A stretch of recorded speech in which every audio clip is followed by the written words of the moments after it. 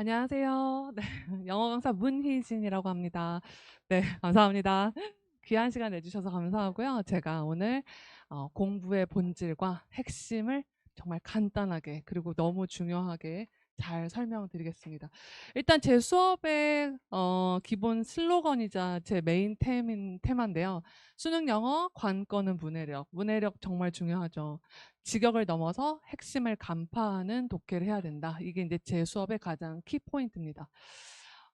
저희가 이제 왜 공부를 할 때 요즘에 여러 가지 유튜브나 정보가 정말 많이 넘쳐나잖아요. 전문가들의 조언도 많고.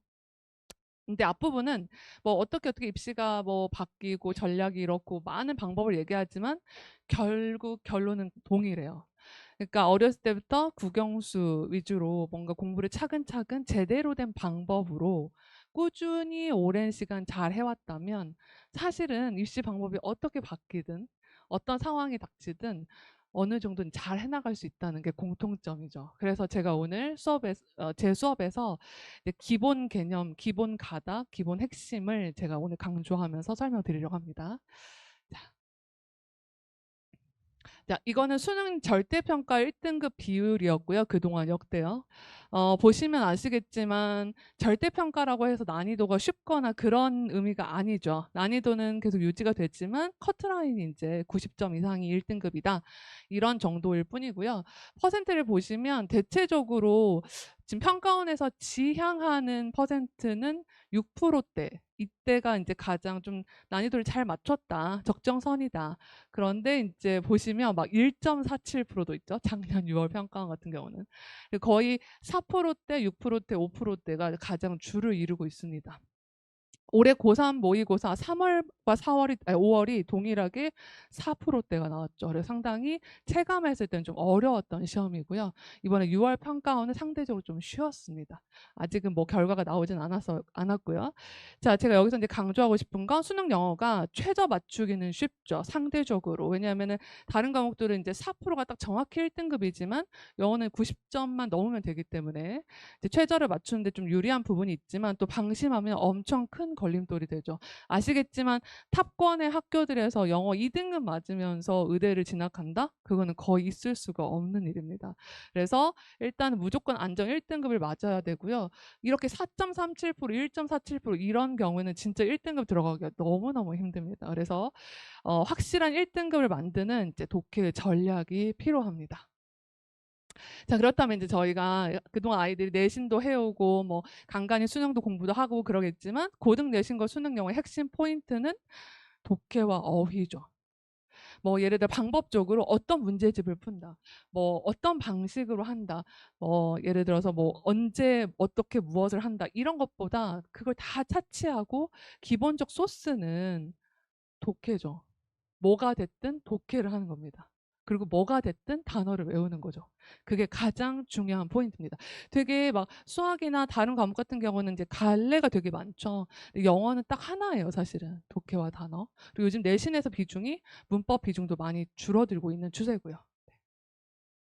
내신 기출문제 대충 이미지를 보시면 아시겠지만 이게 지금 지문 하나의 길입니다. 그래서 요즘에 내신 트렌드도 전부 다 독해 위주로 가고 있고요. 선지 같은 경우는 여기 이 한 반 페이지가 전부 다 1, 2, 3, 4, 5번 선지죠. 네. 그래서 엄청 네, 빠른 시간 안에 얼마나 누가 빨리 읽어내느냐, 이해하느냐 그게 관건입니다. 그래서 내신도 단순 암기로 되지는 않죠, 요즘에는요. 이렇게 다 독해 위주고요. 자, 이번에 이제 모의고사 시험지를 살짝 보시면 왼쪽에 있는 게 고2 지문이고요. 오른쪽에 있는 게 고3 지문인데요. 고2 지문 같은 경우는 지문의 길이가 여기서부터 여기까지 한 두세 줄 정도 되죠. 근데 고3 지문은 자, 이게 한 문장입니다. 지금 이렇게 요렇게가 다 한 문장이에요. 그래서 이 한 문장을 다 주저리 한 단어 한 단어 다 직역을 하면서 하면 오히려 핵심도 놓치고 앞에서 뭘 읽었는지 기억이 안 납니다.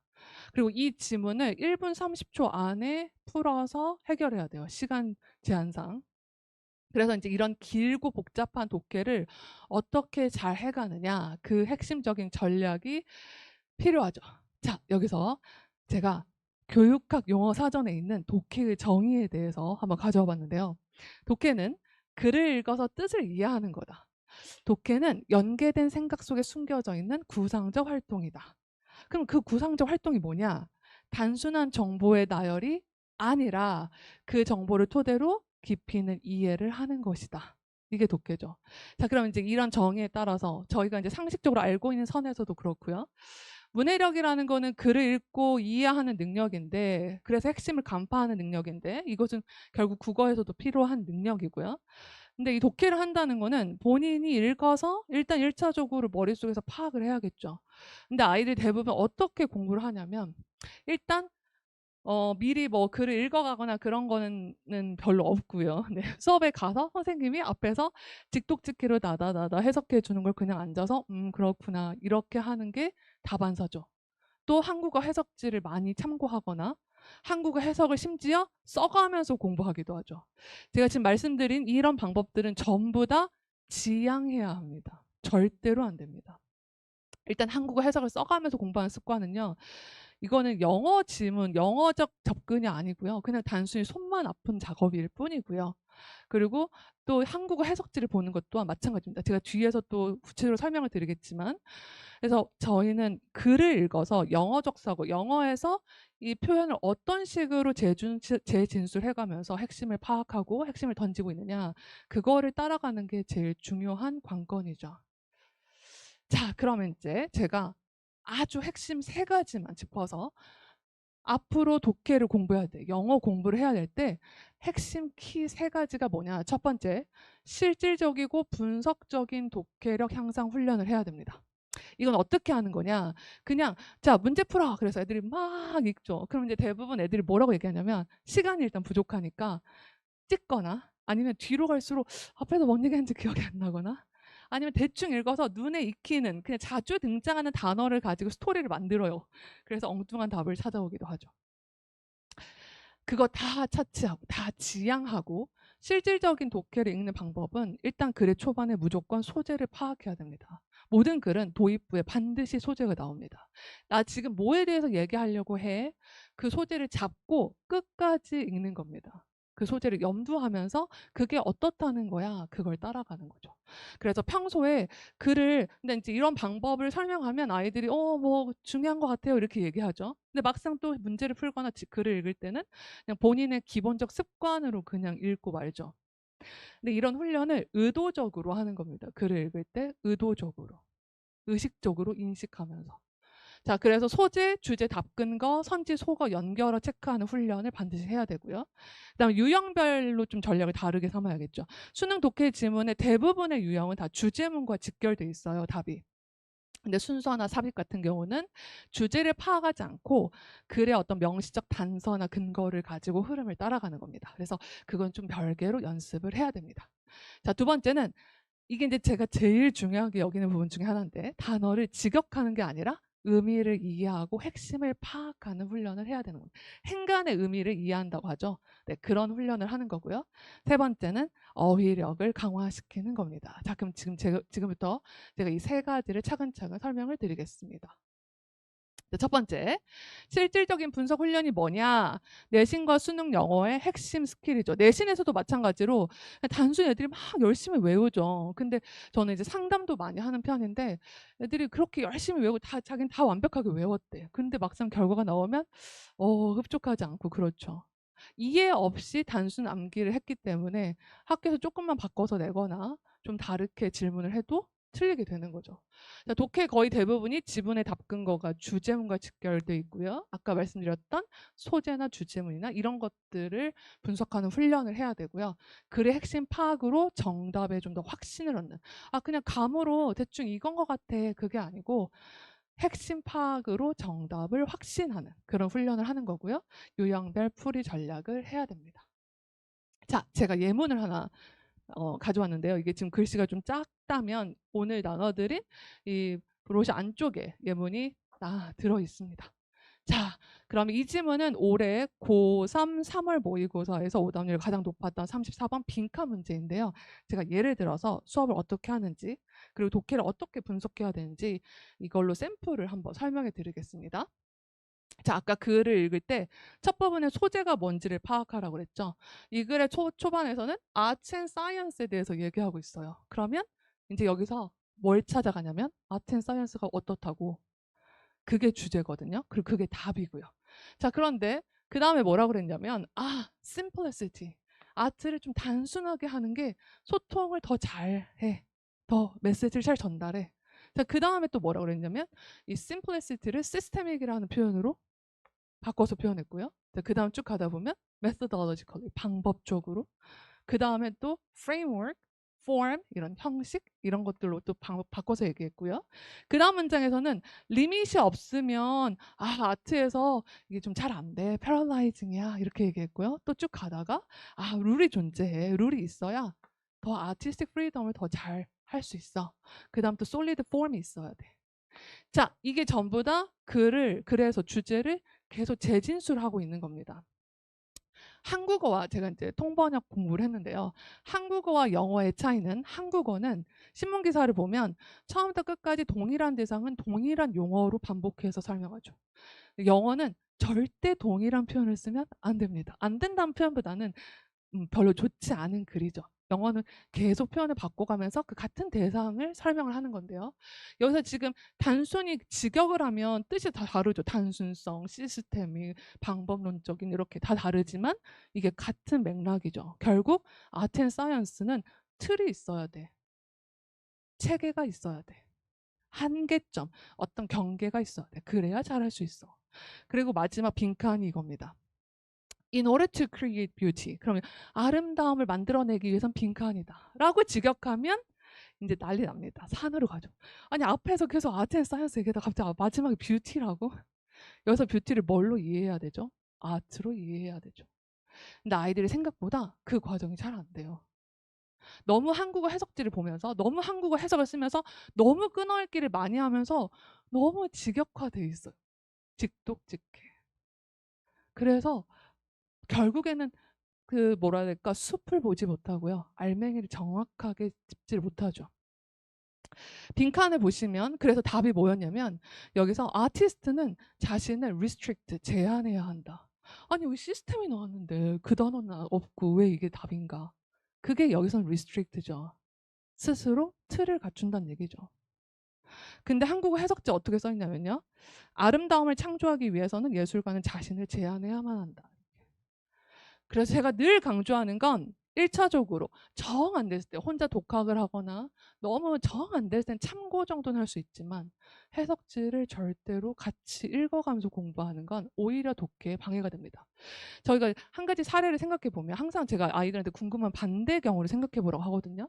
아이들이 이제 외국에 유학을 가요. 그럼 거기에서 그 유학 간 컨디션에서 너는 한국 학생이니까 한국 해석지를 같이 줄게, 이러나요? 그렇지 않죠. 충분히 아이들이 영어 지문을 영어 자체로 읽어서 해결할 수 있습니다. 그래서 그 방향으로 저희가 공부를 해나가야 됩니다. 막 너무 끈알기를 많이 하거나 뭐 너무 이거를 막 다 써가면서 분석하거나 그런 방향이 절대 아니고요.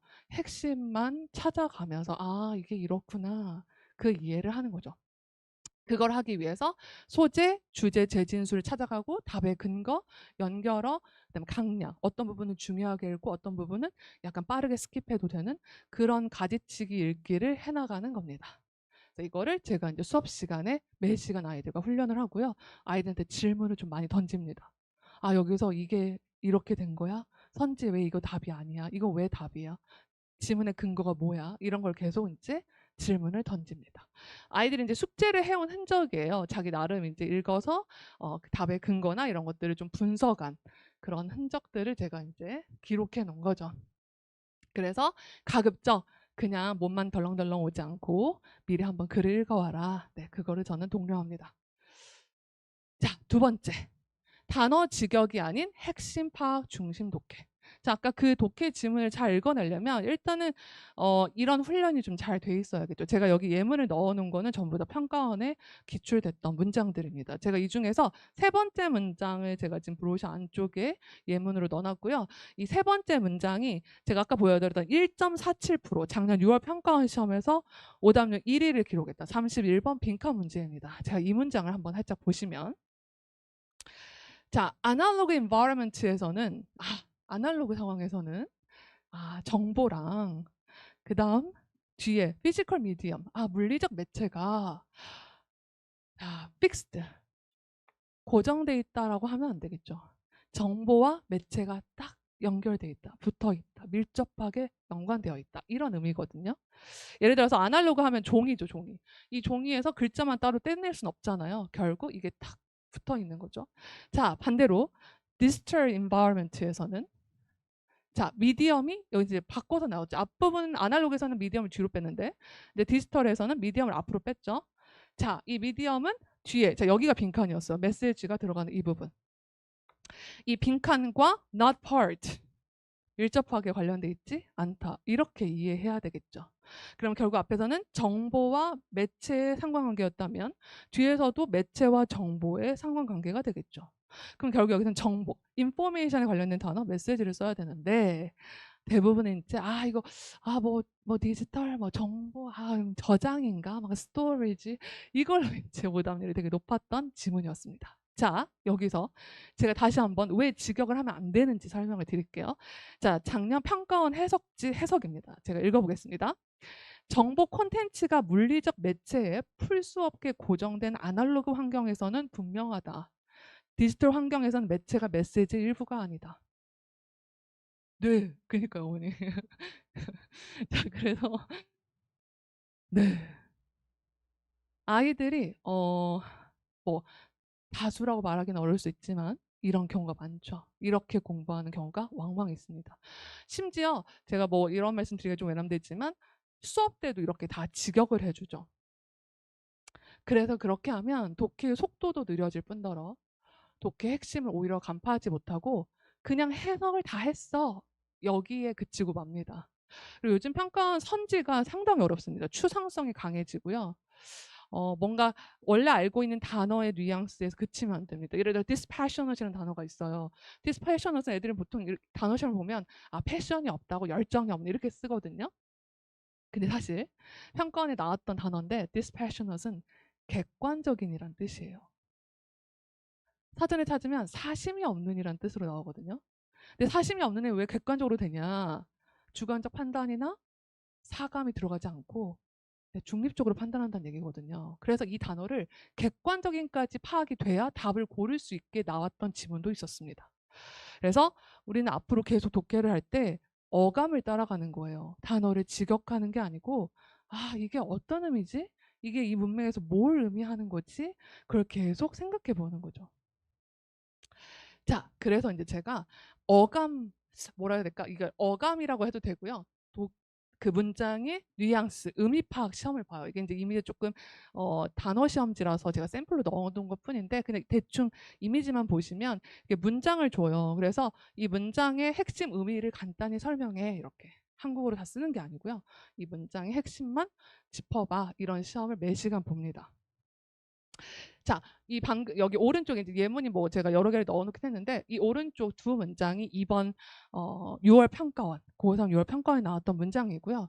제가 이렇게 물어봤죠. 이 문장이 같은 지문에서 나왔는데 자, 이 두 번째 밑줄 친 부분이 이제 정답에 관련된 문장이었거든요. 근데 위에서 뭐였냐면 앞부분에서는 기업들이 자신들의 브랜드 이미지를 강화시킨다. 자신들의 정체성을 더 만들어간다가 이렇게 나왔어요. 근데 그거를 스칼러들, 학자들한테도 이걸 적용하는 거죠. 그랬을 때 이 표현을 어떻게 바꿔서 됐느냐? 스칼러들은 set themselves apart, 자기들을 아카데믹 라이팅에서 구별시킨다. 자신들의 보이스를, 자신들의 특징을, 자신들의 정체성을 두드러지게 나타낸다. 이거를 이렇게 표현을 바꿔서 냈습니다. 이런 걸 파악할 수 있어야 답을 잘 고를 수 있다는 거죠. 답뿐만 아니라 글을 이해하는 훈련이 바로 이거죠. 네. 자, 그럼 이제 마지막 세 번째. 이런 것들을 하려면 기본적으로 단어가 가지는 뜻은 알고 있어야겠죠. 근데 이제 우리가 아이들이 대부분 이제 그동안은 너무 너무 베이직한 단어, 그러니까 좀 다이어나 그 다양한 맥락에서 쓰이는 단어보다는 약간 되게 기본적인 뜻만 알고 있어서 좀 한계점이 드러나는 경우들이 많았거든요. 자, 이게 전부 다 또 평가원에 나왔던 단어들인데요. 예를 들어서 어카운트 하면은 뭐 은행 계좌 뭐 이 정도 알고 있죠. 근데 이게 빈칸으로 나왔었어요. 31번 답으로. 어카운트가 중요성이란 뜻이 있습니다. 그래서 이런 단어들은 다 외워줘야 하죠. 애들이 그런 얘기 하죠. 선생님 저는 뭐 맥락상 유추하면 뭐 할 수 있다고 생각하는데 이게 선지 있잖아요. 선지 있는 단어 뜻을 모르면 뭐 애초에 고를 수가 없겠죠. 맥락이라는 게 없으니까요. 네. 그래서 단어를 좀 다양하게 네, 외워야 합니다. 예를 들어서 affect 같은 경우도 영향을 주다가 아니라 명사는 감정이란 뜻도 있고요. 그래서 이걸 다양하게 단어 훈련을 반드시 미리 해놓는 게 훨씬 더 수월하겠죠. 네. 단어책을 이제 공부한 흔적을 제가 이제 또 기록해 놓은 건데요. 이게 이제 서울대 의대 간 친구가 공부했던 흔적이에요. 단어를 제가 이거를 굳이 보여드리는 이유는 아이들이 단어책을 진짜 책으로 모셔 놓죠. 노트처럼 쓰면 되거든요. 그러니까 제가 제일 좀 안타까운 경우는 선생님 저 단어 열심히 외울 거예요 하면서 단어장을 만들어요 막. 그리고 따로 타이핑을 해서 하고. 사실은 효율성이라는 게 요즘에는 좀 양면성이 있죠. 효율성을 너무 추구하다 보면 진짜 알맹이를 놓치는 경우도 있지만 또 시간적으로 너무 불필요한 뭔가 너무 부수적인 그런 액션을 좀 최소화하는 게 진짜 지식을 머릿속에 넣는 과정이거든요. 근데 너무 그런 부수적인 거 막 타이핑하고 단어 노트 만들고 이런 것보다는 단어책에 있는 예문을 다 읽어가면서 단어책을 정말 노트처럼 막 쓰는 거. 이거를 제가 이제 수업 시간에 많이 강조합니다. 그래서 단어 시험도 이렇게 매시간 봅니다. 전체 개수의 80% 넘어야 통과고요. 그게 안 되면 이제 재시험을 봐야 됩니다. 참고로 제 수업에서는 학생 구성원이 전부 다 단어 시험 범위가 다 달라요. 제가 하나하나 한 땀 한 땀 정말 약간 과장을 살짝 못해서 아이들마다 다 개별적으로 단어 시험을 따로 만들어줘요. 왜 이게 이럴 수밖에 없느냐? 이제 첫 시간엔 똑같이 단어를 보죠. 근데 이제 어떤 친구는 통과를 쫙쫙쫙 하면서 진도가 쫙쫙 나가지만 또 어떤 친구는 또 약간 제시에 계속 걸리면서 좀 진도가 더딘 경우도 있고 또 제가 첫 시간에 물어봐요. 나는 방학 때 방학을 맞이해서 선생님 저 진짜 파이팅 넘치게 해보고 싶다. 그래서 제가 이제 최소 3개, 최대 5개, 데이 3개에서 5개 사이를 외우도록 하거든요. 그럼 이제 어떤 친구는 5개씩 외우면 더 진도가 빨리 나갈 것이고 어떤 친구는 3개씩 전 차근차근 하겠습니다. 그러면 또 거기에 맞춰서 네, 단어 시험을 보게 됩니다. 자, 수업의 특징. 뭐 앞에서 말씀드린 것들이 다 중복되는 부분이긴 한데요. 이제 1차적으로 제 수업의 가장 주 특징은 수동적 학습이 아니고요. 제가 수업 시간에 계속 질문하고 아이들도 미리 읽어온 걸 가지고 계속 질문하고 이런 수업입니다. 두 번째는 단순 문제풀이 절대로 안 됩니다. 전 눈으로만 읽는 거 절대 허용하지 않습니다. 또 하나는 그렇다고 너무 끊어읽기를 많이 하는 거, 필기를 너무 많이 하는 거, 줄을 막 다 쳐가면서 공부하는 거 절대 안 됩니다. 제가 그런 것도 다 코멘트를 주죠. 네. 그래서 핵심만 잘 찾는 훈련을 좀 집중해서 하고요. 그다음에 정답에 확신을 갖게 되는 수업이다라고 고3들이 졸업생들이 많이 얘기해 주고요. 그다음에 어휘력 강화도 해야 되고 고난도 유형 집중 연습. 매 시간 저희가 이제 모의고사도 보고 과제로 뭐 고난도 유형 좀 과제가 또 나가고요. 추가로요. 여기 이제 매 수업 및 과제 고난도 유형 모의고사 연습 이걸 통해서 이제 시간 관리하는 훈련도 합니다. 마지막은 세분화된 과제 제시라는 건 뭐냐면 제가 요일별로 다 과제를 나눠서 줘요. 그래서 그 아이들이 근데 그 요일에 맞춰서 과제를 해오면 되죠. 자, 수업의 어떤 내용의 순서는 자, 오자마자 이제 단어 시험이랑 아까 문장 의역 시험 간단하게 어떤 의미인지 파악하는 시험을 보고요. 그다음에 이제 간략하게 모의고사 미니 모의고사를 보고요. 그다음에 독해 과제 해온 거 가지고 같이 내용 분석해 보고 마지막에 이제 재시험도 보고 개별적으로 질문하고 피드백 받고 이러고 이제 집에 돌아갑니다. 과제는요. 저희가 방학 때 독해하고 어휘에 집중적으로 할 거거든요. 그래서 독해 유형별 주간지가 매주 나가고요. 모의고사 분석해 오고 그다음에 어휘 암기 이렇게 심플하게 3가지 구성이지만 수업 시간 내내는 엄청 바쁘다는 거. 네. 네. 그렇습니다. 자, 제가 마지막 다시 간곡하게 또 중요하게 말씀드렸던 3가지 포인트 다시 한번 정리하자면요. 제가 아까 서두에 말씀드렸지만 우리 아이들 진짜 잘해야 되잖아요. 근데 항상 그 어디서 많이 허둥지둥하냐면 '이게 맞나? 저게 맞나? 아니면 이 문제집을 풀어야 되나? 저 문제집을 풀어야 되나?' 이런 여러 가지 너무 많은 고민들을 하다가 어떻게 보면 시간이 금방 가거든요. 근데 사실 공부의 본질은 같아요. 하는 거죠. 어떻게? 제대로 된 방법으로. 사실은 소스가 중요하기보다는 방법이 훨씬 중요하죠. 그래서 좀 제대로 정립된 방법으로 고3 때까지 꾸준히 잘 끌고 갈 수 있도록 그렇게 할 수 있는 수업이라고 저는 자부합니다. 그래서 마지막 3 가지를 정리를 드리면 첫 번째, 실질적이고 분석하는 독해력이고요. 독해력을 훈련시키는 거고요. 두 번째는 단어 직역이 아니라 의미를 더 이해하는 수업이고요. 마지막 3 번째는 어휘력을 더 강화시키는 수업이라고 생각해 주시면 되겠습니다. 네, 그럼 제 설명은 여기까지 마치겠습니다. 감사합니다.